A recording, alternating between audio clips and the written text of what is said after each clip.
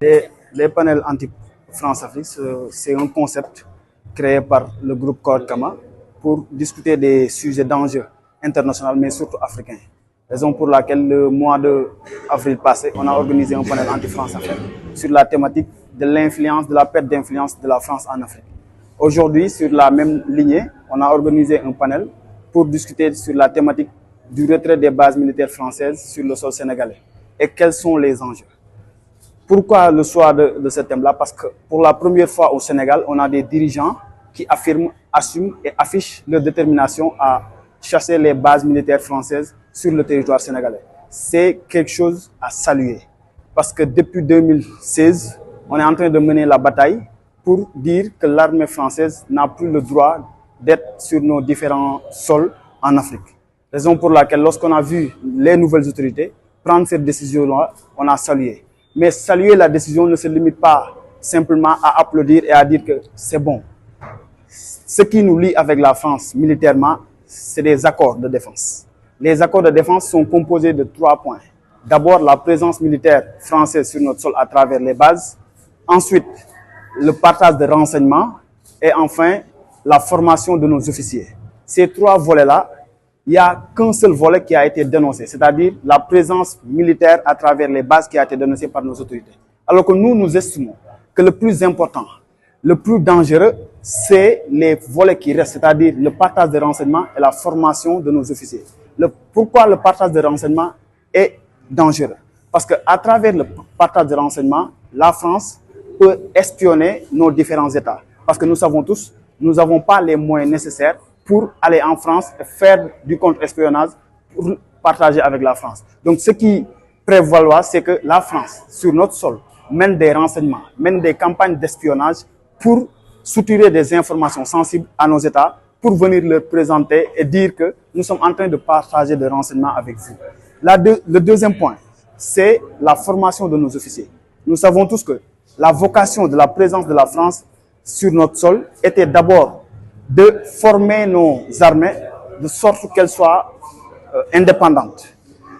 Mais 60 ans après, si nos armées ne sont pas capables d'être indépendantes, de se départir de la France, c'est que la France a échoué de sa mission. À partir de ce moment-là, il n'y a pas de nécessité de maintenir ces accords-là. Mais le fait que la France forme nos officiers, l'objectif pour la France à travers ces formations, c'est d'inculquer la doctrine militaire de la France à nos officiers, afin que nos officiers puissent être accessibles et plus adéquats à collaborer avec la France qu'avec nos frères maliens, nos frères burkinabés ou nos frères bissau-guinéens.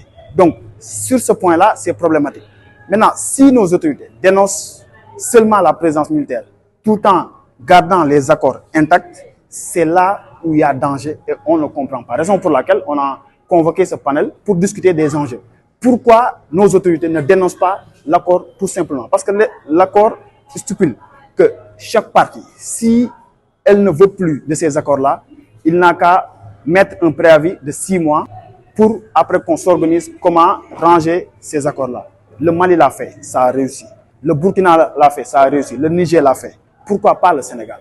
Nous, le Sénégal, nous estimons que la France n'a plus besoin d'être là. Et ça ne se limite pas à demander que la France dégage ou que la France passe. C'est à nous, Sénégalais, d'assumer nos responsabilités, de prendre les décisions nécessaires pour assumer notre souveraineté et assurer la destinée de notre pays. Vous savez que la société française s'est battue durant la Révolution française pour instaurer la République.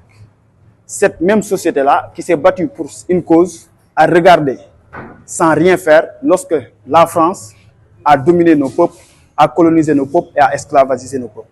Cette même société-là, aujourd'hui, vit des moments difficiles parce qu'il a des dirigeants incapables, inconscients que les jeux ont changé. Les enjeux géopolitiques et géostratégiques ont changé. L'Afrique n'est plus là à demander la main, mais l'Afrique est consciente de son importance dans le concert des nations. Et si la France est en crise, moi je dis c'est de bonne guerre pour nous Africains. Parce que si la France tremble, on a le temps, on a les moyens de se départir de cette influence française-là. Raison pour laquelle on dit, si Macron est mal barré en France, si l'élite française est déconnectée par rapport au peuple français, ça veut dire que nous, en tant que peuple, on doit tendre la main au peuple français. Parce que partout dans le monde. Les masses sont pauperisées par une petite élite qui garde tout en écartant les autres. Raison pour laquelle on appelle le prolétariat français à se rebeller et à venir qu'on constitue un bloc anti-impérialiste, anti-universalisme, néolibéral global pour constituer le même peuple afin de dicter le tempo des peuples au lieu du tempo des élites dans le monde. La stratégie d'abord, c'est de conscientiser les masses. Je pense que depuis 2015, on a organisé des panels, des manifestations, des conférences. On est allé partout dans le Sénégal pour informer les Sénégalais. De quoi s'agit-il? Aujourd'hui, lorsque je le disais tantôt, on a des autorités qui disent que le franc CFA n'est pas une bonne monnaie.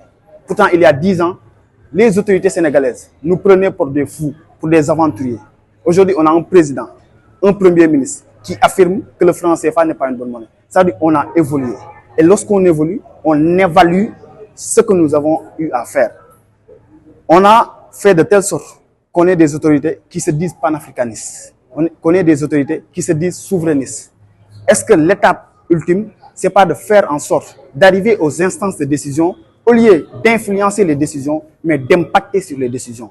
Et à partir de ce moment-là, nous, en tant que panafricanistes, en tant qu'activistes, nous avons un mot à dire. Est-ce qu'il n'est pas temps d'évaluer notre modèle de conscientisation, notre modèle d'accéder aux populations et de voir comment, au lieu de dire le président il faut faire tel, le ministre il faut faire tel, nous à quel point on peut impacter réellement les affaires. Dans le monde actuel, l'information est une arme géostratégique. Qui détient l'information détient le pouvoir. Malheureusement en Afrique, nous n'avons pas de médias assez forts capables de rivaliser avec les autres. Vous voyez les agences de presse comme APS, comme Reuters, ils influencent l'actualité mondiale. Vous voyez des informations aussi sensibles que des problèmes de santé, des médias occidentaux nous informent par rapport à notre pays, ce qui n'est pas normal. Donc, correctement, se positionne comme un média panafricaniste pour essayer d'apporter une pierre à l'édifice par rapport à l'environnement médiatique mondial, mais avant tout sénégalais et africain d'abord.